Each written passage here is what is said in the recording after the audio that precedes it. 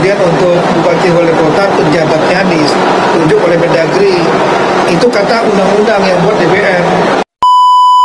PJ wali kota menurut saya sedikit membelakangi ketentuan yang ada. Kalau melihat dari pandangan atau kacamata saya, ini sama aja mencidrakan, menyayat-nyayat hati warga Kota Bengkulu.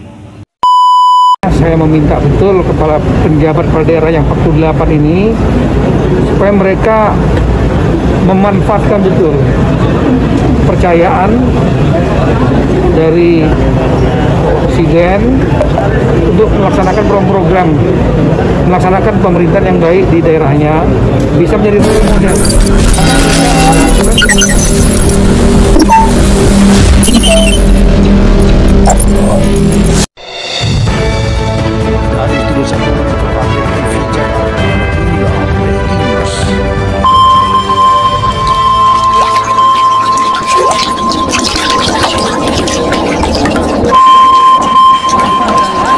Untuk memimpin Kota Bengkulu 1 tahun ke depan sebagai PJ adalah Bapak Arif Gunadi, Sekda Kota Bengkulu. Mohon doanya Bapak Ibu sekalian agar Allah mudahkan, karena keputusannya ada di tangan Presiden. Tapi dengan doa Bapak Ibu sekalian hari ini insya Allah Bapak Presiden akan putuskan PJ Kota Bengkulu ke depan adalah Pak Arif Gunadi. Amin. Direktur Jenderal Otonomi Daerah Kementerian Dalam Negeri Kemendagri Akmal Malik mengatakan bahwa penetapan penjabat PJ Kepala Daerah baik gubernur, bupati, maupun wali kota, dilakukan setelah melalui sidang tim penilai akhir. Sidang tim penilai akhir dilakukan untuk menentukan PJ Kepala Daerah.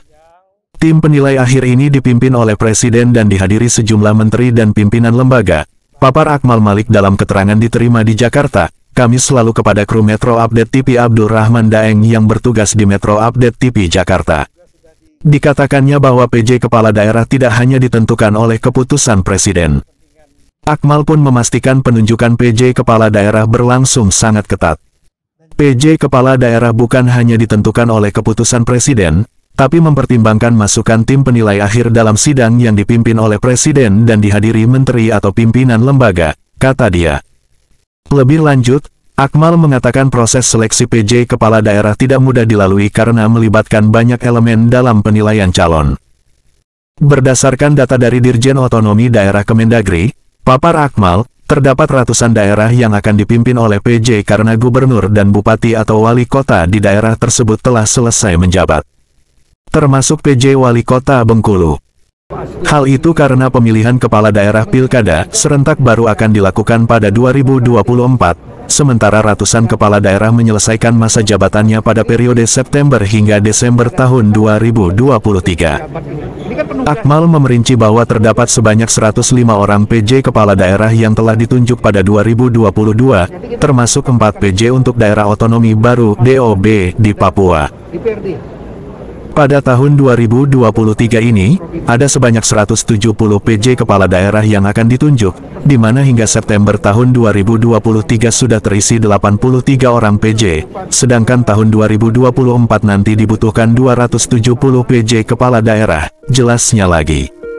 Penentuan penjaringan penjabat PJ untuk gubernur, bupati dan wali kota tergantung pada penilaian lintas kementerian, lembaga. Pertimbangannya pun meliputi kinerja calon, serta potensi masalah hukum. Selain itu, penjaringan calon PJ dilakukan secara berjenjang, melalui tahapan sidang pra-TPA tim penilai akhir, hingga sidang dengan oleh tim penilai akhir yang melibatkan Presiden, Wakil Presiden, dan Menteri dari KL. Hal tersebut dikatakan oleh Menteri Dalam Negeri Mendagri, Republik Indonesia, Tito Karnavian. Kita lakukan penjaringan. Kalau untuk PJ Gubernur kita meminta masukan pada DPRD Provinsi, setelah itu meminta masukan pada Kementerian Lembaga KL 6 nama, ujar Tito. Sedangkan, untuk tingkat kabupaten kota, diminta 3 nama maksimal dari DPRD. Kemudian 3 nama dari Pemprov dan 3 nama yang diajukan dari Kementerian Dalam Negeri Kemendagri, yang menjaring juga dari KL. Setelah itu nanti ada sidang pra-TPA yang meliputi kementerian-kementerian lembaga, termasuk juga penegak hukum, KPK, PPATK, kemudian muncul 3 nama. Tiga nama ini akan diajukan kepada Presiden untuk diputuskan dalam sidang bersama tim penilai akhir TPA. Setelah itu, hasil PJ Gubernur akan dibuatkan keputusan Presiden Kepres, dan PJ Bupati, Wali Kota akan ada dari SK Kemendagri. Sementara untuk pelantikan PJ Wali Kota Bengkulu pada tanggal 24 September tahun 2023 lalu sempat menuai penolakan dari masyarakat Kota Bengkulu hingga saat ini. Di sisi lain Bendahara Ormas Laki Provinsi Bengkulu yang kerap dipanggil Dedi Koboy dengan ciri khasnya menggunakan topi ala koboy tersebut. Saat ditanya terkait penunjukan PJ Wali Kota Bengkulu, terkesan mengangkangi aturan yang ada. Menurut Dedi Koboy, kalau keputusan Mendagri sesuai mekanisme dan aturan yang ada di dalam peraturan perundang-undangan, kita sangat mendukung. Hanya saja sekarang apakah Mendagri sudah menjalankan aturan dan mekanisme yang ada? Ujarnya. Kami sangat menyayangkan tindakan-tindakan yang dilakukan Mendagri dengan mengamati PJ Wali Kota Bengkulu tanpa mengedepankan aturan dan mekanisme yang ada. Untuk apa aturan yang disetujui dan dibuat oleh DPR Republik Indonesia? Kalau itu tidak dijalankan, berapa banyak uang rakyat yang dianggarkan untuk mengesahkan sebuah peraturan? Ternyata hal tersebut menjadi sia-sia saja. Jadi apa negara ini kalau setiap mekanisme dilakukan seenaknya saja? Cetusnya Dedi. Siapa yang berkuasa, dia yang mengatur republik yang kita cintai ini, dan berapa banyak darah yang telah mengalir demi memperjuangkan kemerdekaan negara Indonesia ini.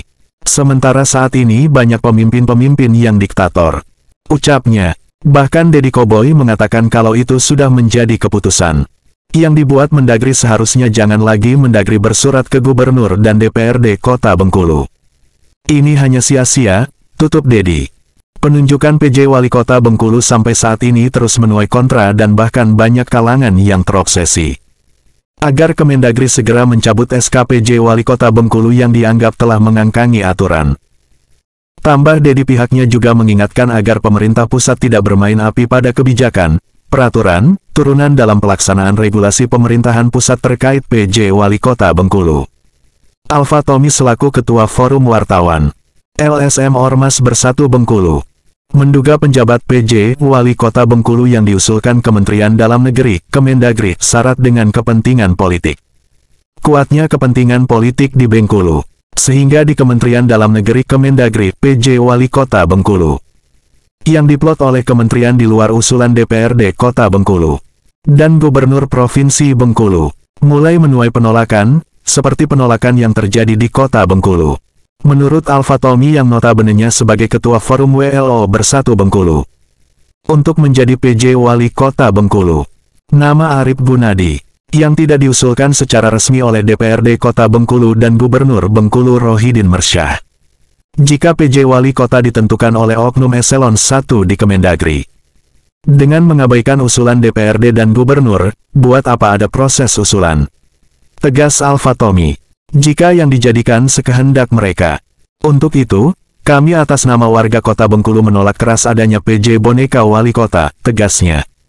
Selain itu, Alfa Tommy menyampaikan kepada Menteri Dalam Negeri, Mendagri, Tito Karnavian, agar berhati-hati dalam menentukan penunjukan PJ Wali Kota Bengkulu.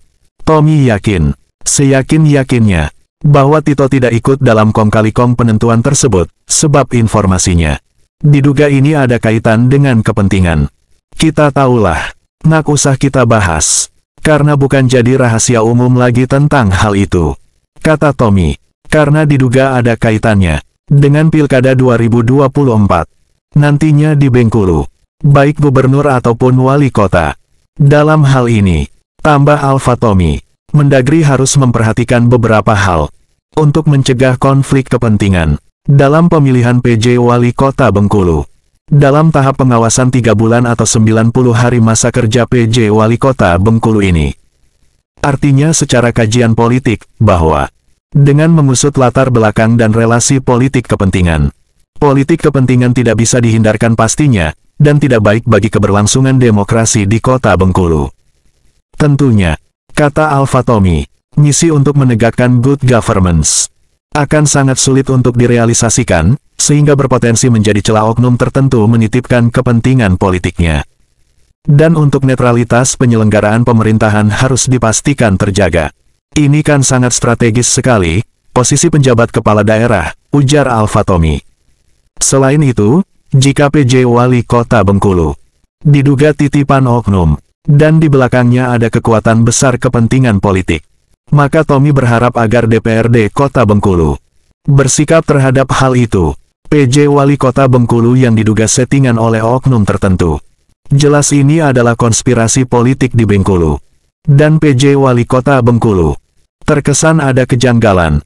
Oleh karena itu, DPRD Kota Bengkulu dan gubernurnya harus bersikap, jika usulannya diabaikan, terangnya sebagai Ketua Forum Wartawan LSM dan Ormas Bersatu Bengkulu. Berdasarkan data dan fakta yang ada, bahwa kita ketahui semua bahwasannya nama Arief Gunadi, pejabat yang di luar usulan baik dari DPRD Kota Bengkulu, maupun Gubernur Bengkulu, dari redaksi Metro Update TV Jakarta dan Bengkulu, Abdul Rahman Daeng, Julianto serta Samsimin melaporkan. Ini sebagai ketua PCW, PJ Wali Kota gitu ya. Terkait dengan penetapan dari kementerian bahwa PJ Wali Kota menurut saya sedikit membelakangi ketentuan yang ada. Jadi di mana kita mengatakan bahwa saya ini bercaranya dengan logika, ya kan? Kalau memang pihak kementerian meminta kepada pemerintahan daerah seperti gubernur untuk mengusulkan, ya kan? Artinya dari usulan dari provinsi dan DPR ini yang digodok oleh kementerian, ya kan? Bukan orang lain. Sementara saya lihat Pak Gunadi ini kan, ini jelas-jelas kalau mengikuti hasil seleksinya, apalagi itu kemarin voting di DPR, Pak Gunadi ini kan kalah, ya kan, tidak masuk di 3 besar. Artinya tidak dapat diusulkan oleh DPR maupun gubernur, ya kan? Memang dalam aturan, ya, ada 3 usulan dari DPR dan 3 usulan dari provinsi dan 3 usulan dari kementerian. Nah, saya mau bertanya-tanya ini, Pak Gunadi ini atas usulan siapa? Usulan kementerian kah? Usulan DPR kah? Atau usul daripada provinsi? Tapi kalau saya lihat, ya, Pak Gunadi ini mengikuti kompetensinya melalui daerah, bukan melalui kementerian, ya kan? Sebagai contoh, dia mengikuti polling di DPR itu. Di DPR terjadi voting kemarin, pemilihan untuk pengajuan. Pak Gunadi kan kalah, ya kan itu. Artinya tidak masuk 3 besar. Yang diajukan DPR dan DPR ini adalah 3 besar. Nah, kenapa bisa menteri ini mengangkat Pak Gunadi, orang yang sudah kalah dan tidak kalah dalam voting dan tidak diusulkan oleh daerah, bisa diangkat oleh kementerian. Kalau seandainya Pak Gunadi ini mengikuti kompetensi atas usulan menteri, kenapa mereka mengikuti di daerah? Kan itu kan? Nah, kita kan selaku masyarakat ini agak sedikit kecewa dengan ketentuan yang seperti ini. Kemudian untuk bupati wali kota penjabatnya ditunjuk oleh Mendagri, itu kata undang-undang yang buat DPR, wakil-wakil rakyat, bukan pemerintah yang buat.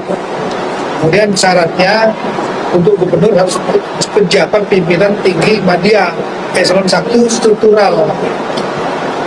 Kemudian bupati wali kota pejabat pimpinan pertama eselon 2 struktural. Nah, kita punya ide untuk meminta DPRD mengajukan nama, tapi bukan mutlak mengusulkan. Gubernur juga boleh mengusulkan 3 nama maksimal bupati wali calon bupati wali kota. Tapi undang-undang mengatakan yang memutuskan adalah pemerintah pusat, yaitu Bapak Presiden, Gubernur, Menteri untuk penjabat. Selamat sore Pak Dedi. Selamat sore. Sedikit Pak Dedi, kita mau konfirmasi dan meminta tanggapan Bapak selaku dari Ormas Laki ya, SM Laki, Ya. terkait dengan pengangkatan Wali Kota Kota Bengkulu ini. Seperti apa itu Pak menurut Bapak, tanggapan dari Bapak? Kalau melihat dari pandangan atau kacamata saya, ini sama aja mencidrakan, menyayat-nyayat hati warga Kota Bengkulu. Jadi yang saya sangat sayangkan ini adalah keputusan sepihak. Kalau saya menilai, melihat ini adalah keputusan sepihak dari Mendagri yang tidak melalui prosedur yang pas. Karena apa? Saya mengatakan seperti itu. Karena Arief Gunadi ini tidaklah masuk daftar yang namanya dikirim ke Mendagri, baik pun melalui DPR kota maupun provinsi. Sementara beliau mengikuti kompetisi ini melalui daerah, bukan melalui dari kementerian. Kalau kita ini hak prerogatifnya kementerian itu, saya akui sah-sah saja. Namun itu betul-betul dari kementerian, bukan pejabat daerah kota. Sebab nama yang diajukan dari Provinsi Bengkulu ini tidak ada nama beliau itu, baik pun kota, DPR kota, baik pun Provinsi Bengkulu, Gubernur Bengkulu. Di saat voting itu di DPR nama beliau cuma ada 4. Nah, berarti beliau tidak adalah masuk di penyeleksian. Itu yang sangat kami sayangkan sebagai warga Indonesia. Saya sebagai sekretaris sebagai bendahara Laki Laskar Anti Korupsi Indonesia sangat menyayangkan hal itu. Jadi saya mungkin dalam beberapa waktu ini akan mengirim surat ke DPR kota ataupun ke gubernur untuk hearing terkait hal ini. Artinya menurut Bapak, kalau kementerian menetapkan orang menteri dalam konteks bukannya Pak Gunadi, bagi Bapak tidak bermasalah? Tidak masalah. Contoh ini Benteng. Benteng itu adalah keputusan itu dari Mendagri. Betul-betul itu hak mutlak dari Mendagri. Kita ikutin aturan itu. Memang ada berarti hak prerogatif Mendagri. Malahan saya senangnya itu ketetapan itu dari Mendagri. Jangan orang pejabat kota maupun pejabat provinsi. Karena ini terkait dengan politik, gesekan kota dan provinsi. Lebih baik itu ditetapkan dari oleh Mendagri, tapi jangan pejabat kota, jangan pejabat provinsi Bengkulu. Apalagi yang sudah mengikuti kalah dalam voting ya Pak ya? Ya, nah kalau itu boleh menetapkan oleh pejabat Bengkulu, kenapa tidak pejabat Bengkulu yang diusulkan oleh gubernur atau wali kota atau DPR kota? Oke. Ya, terima kasih Pak Dedi atas tanggapannya. Terima kasih Pak. Ya.